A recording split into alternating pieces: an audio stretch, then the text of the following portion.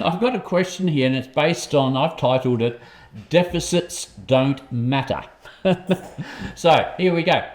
Egon, a few years ago, I read a report that within a family budget, a deficit in spending has a poor outcome at the end of the month, in which anybody must cover that deficit from savings or, worse case, from borrowing. The report went on to say that a government deficit does not apply to this principle. I totally disagree. And the proof is the United States has 37 trillion in government borrowings. The United States government have a feature called the printing press, and the Congress believes that's the answer.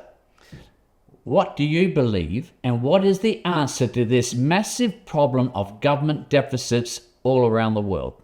Well, for anyone born even in almost the last 50 years, it looks like it's worked. Since Nixon closed the gold window, 15th of August, 1971, debts have gone up exponentially, beginning more slowly, but still fast. And then, this is Hemingway's way, saying how you go bankrupt first, gradually, and then suddenly. And we are now into the suddenly period. But during the whole of this period since 71, I mean, that is all based on debt. The whole consumer markets in the Western world, it's all debt-based. So therefore, young generation today and politicians, they know nothing else. They believe it works. And it does work, apparently, because people have gone from having a very modest living standard now to having at least 2 cars, if not more, and they're having all the gadgets, the televisions, and iPhones and iPads or whatever they have. So, and then you have unlimited choice in the shops of fashion or food or whatever you want to buy, and every other shop, wherever you go now, whether it's in city centers or it's at airports or whatever, every other shop is a food shop. So people are eating and eating and eating and drinking, and we're all getting fatter on top of that. So it's unhealthy also. So the print, it looks like it works, the printing press, but what people don't realize is that the end of an era takes longer than you think, because you're talking about sometimes very big cycles. And this world has skillfully, that we have lived in now for the last number of decades, and that this world has experienced that we've had an illusory increase in the standard of living, which is not based on actually the increase in real wealth. It's only increase in debt. But people don't quite see the difference. People don't understand that, when I was young, it was something special if you could buy a car in those days. And I didn't have my family didn't have a television until I was 16 or something. And we weren't poor. We had a good standard of living, but it's just that, and of course the housewife always was a housewife, looked after the children. And now 2 people work and borrow more and more money and more debts. Husband and wife works. They can't make ends meet, so they have to just borrow more. But they demand all of these things, of traveling, all the gear that you need to have, etc., etc. So it's a very sick world now, and unethical, with just based on the golden calf, that is on money and material things. Mm. And that will come to an end also, of course, with the rest. And people don't realize that these debt bubbles grow, which it has done. And central banks have been very clever. As I said, since 2007-8, I thought it would collapse then, and we were minutes or hours away from collapsing. But a massive central bank package from around the world postpone the real disaster again. So 2007-9 became a rehearsal, and we're still waiting for the real disaster to come. And I think is going to happen in the next few years, and we are there. And people will realize that the printing press actually is only printing worthless pieces of paper that have no value, and therefore you cannot build a world on illusory money and massive debt that no one will ever repay. So it's so clear. It's just has been so fascinating to watch how long this has lasted, and that it was possible to actually extend it to the period that central banks have done.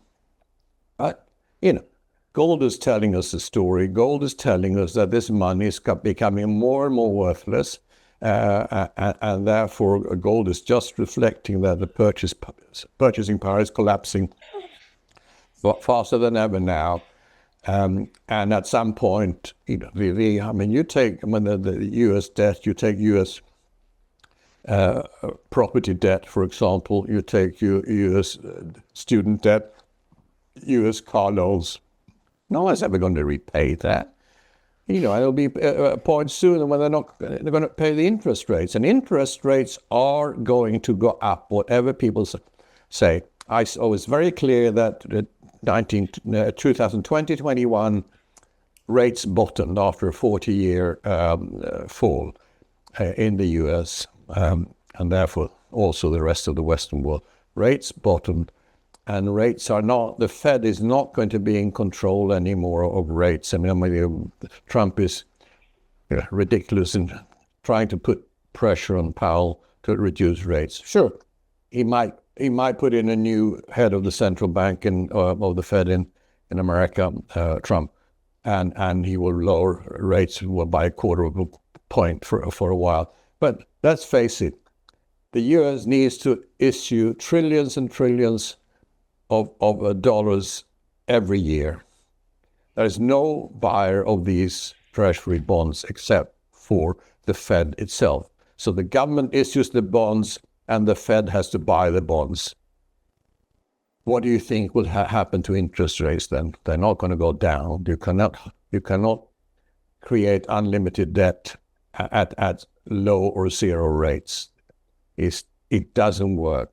So we are going to see much higher interest rates in the US and therefore in the rest of the world, combined with higher inflation. And of course, no borrower anywhere in the world can afford these higher interest rates. So therefore, you will see defaults in the banks, and eventually by governments also. But of course, governments never default. They just print more money. But that money that they print is worthless. So that is a way of default also. So that's what we're going to see. I've learned one thing, that things take longer than you believe, and it's not enough that you see it and you see the risk. But if you are at the end of an era, the end of an era doesn't happen overnight, but it is happening in front of our eyes now, and it's going to be extremely interesting, as I said before, from an intellectual point of view to watch this. But from a human point of view, it will be horrible, because there won't be any pensions, there won't be any social security, there'll be a lack of food, and people will not be able to afford their housing with mortgages up to 90, 100%, and interest rates at probably at least 15% or maybe more, maybe 20. I mean, I paid 21% on my first mortgage in England in 1973. And we managed it. I didn't have a high income and a good income and not a high income. So, who can pay 21% today? Nobody. No one. That's what we're going to see.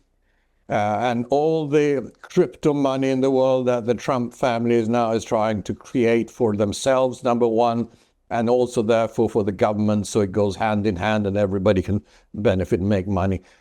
let's face it, crypto is fiat money. It's electronic money, and it has zero intrinsic value. It's not going to save the world, just like paper money isn't. Even that's the intention of Trump and his family and his government. So sadly, yes, we are going to an end of another era, and it's not going to be easy for the world. No. Interesting you brought up crypto, because I was talking to a friend of mine who has bought all three, real estate and gold, silver, and cryptocurrencies. The least would be of the three would be gold and silver, but he's a really nice friend, and he for the first time tried to talk me into looking at buying some crypto. I won't tell you which one, but everybody probably knows. But I thought to myself, well, I don't believe the crypto story, 100%. I don't own any crypto. And the bottom line here is the way I fathom the whole thing out is that if you buy a Bitcoin, you're paying $114,000 for it, which is a lot of money. But it's not a lot of money when it comes to the printing press. My feeling would be $114,000, and you divide that by $100 notes. probably takes the printing press about 15 seconds to print off. But if you have a look at that amount of gold, right, it takes a lot of manual hours to dig it out of the ground. And that's why gold and silver is worth something, because there's a lot of labor that goes into it. But a printing press that can print off $114,000, it's immaterial, it's nothing. So, I don't have a lot of time for crypto. It certainly hasn't got any history, and it's got a long way to go. 15 years versus 5,000. Yeah, I said 15 years. 15 years. But I prefer the 5,000 years. Yeah, you're absolutely right. Now, we call gold nature's money. It's the only money that nature has created, and silver to some extent, and therefore it's the only money that has lasted. All man-made money has gone to zero without fail. So just think about that. So when people who think that crypto or Bitcoin is going to take over the monetary world, as you rightly said, let's wait 5,000 years to see where Bitcoin is then. Yeah, exactly. And that's why, of course, you and we have advised investors. We've done it for now 25 years to buy gold, keep it safely, either in if they have small amounts themselves, or otherwise with people like yourselves or ourselves in safe vaults around the world, and that is the best form of wealth preservation you can have. And actually, one of the few forms also, because, the property values will collapse, in my view, in real terms. Stock value is the same. Bonds value is the same. A lot of bonds will become worthless because there'll be massive defaults. So, and the banking system will not survive in its present form. It's very clear too. So where can you safely put your money? Well, you can put it in land. Well, if you already own land free and clear, that's fine. That's very good. It's always been good throughout history. But if you buy land today, the prices are very high, and it is not, at these prices in the Western world, it's not wealth preservation to buy land today. Same with property. Properties are extremely overvalued. So there are, and then you have the other, they said that wealthy people have 1/3 gold, 1/3 art, and 1/3 land. Yeah. And that's over time has been fantastic combination for preserving wealth. Today, they're actually all bubble assets, except for the gold. Because gold is just reflecting the destruction of money. And sometimes it moves a bit higher than that, but over time, that's what it does. But art, I think, which is the other one, which has been a good method to preserve wealth. You talk about real art.